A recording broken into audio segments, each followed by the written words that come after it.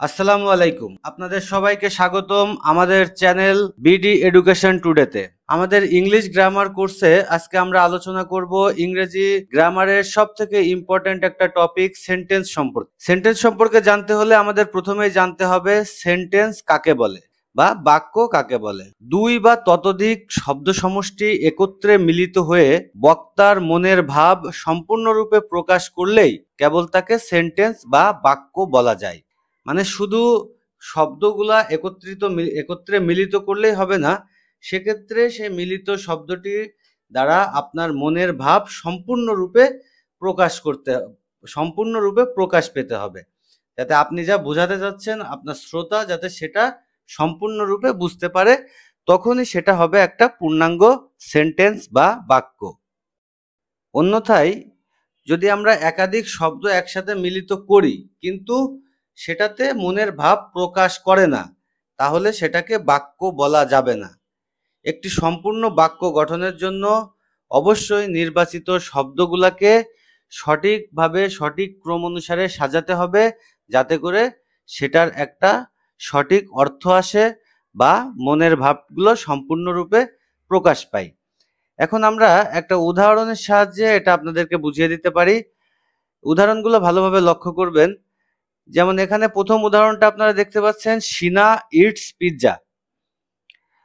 মানে এখানে একটা বাক্য লেখা আছে যেটাতে লেখা আছে সিনা ইটস পিৎজা।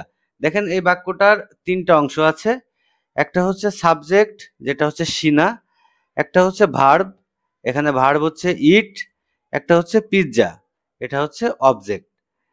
তো এখানে দেখেন সিনা হচ্ছে সাবজেক্ট, মানে সিনা হচ্ছে বক্তা, আর ইট হচ্ছে ভার্ব মানে বক্তার কাজ, আর পিৎজা একটা অবজেক্ট।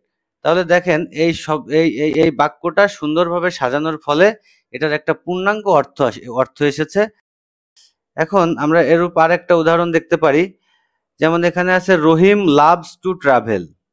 এখানেও দেখুন বাক্যের যে ম্যাটেরিয়ালসগুলো আছে সেগুলোকে সুন্দরভাবে সুবিন্যস্তভাবে সাজানো আছে, যার কারণে এই বাক্যটার সঠিক অর্থ প্রকাশ পাচ্ছে এবং মনের ভাব সুন্দরভাবে বোঝানো সম্ভব হয়েছে।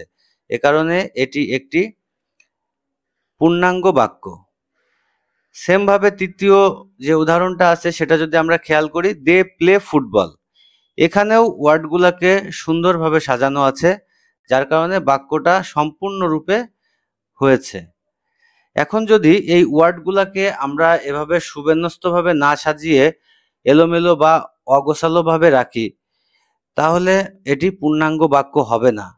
যেমন আমরা যদি এখানে রহিম লাভস টু ট্রাভেল, এটা এভাবে না লিখে যদি আমরা এলোমেলো করে লিখি, যেমন টু ট্রাভেল মানে অবজেক্ট যেটা, সেটা যদি আমরা আগে দিয়ে দিই, তারপরে যদি ভার্ব দিই, তারপরে সাবজেক্ট দিই, তাহলে কিন্তু আমাদের যে সেন্টেন্স এটা পূর্ণাঙ্গ রূপে হবে না, কারণ এটাতে কোনো অর্থ আসে না। তো সুতরাং এটা থেকে আমরা সেন্টেন্সের যে গঠন প্রক্রিয়াটা বুঝতে পারি, সেটা হচ্ছে সেন্টেন্সের গঠন প্রক্রিয়া subject plus verb plus etcetera বা অবজেক্ট। মানে প্রথমে সাবজেক্ট দিতে হবে, তারপরে ভার্ব দিতে হবে, তারপরে অবজেক্ট বা অন্যান্য দিতে হবে। এটাই হচ্ছে একটা সম্পূর্ণ সেন্টেন্সের গঠন প্রক্রিয়া। তো বন্ধুরা, এই ভিডিওটি যদি আপনাদের ভালো লাগে বা ভিডিওটি থেকে যদি আপনারা কিছু শিখতে পারেন, তাহলে অবশ্যই ভিডিওটিতে একটা লাইক দিবেন আর শেয়ার করে দিবেন আপনার বন্ধুদের মাঝে, যাতে তারাও এগুলা দেখে শিখতে পারে।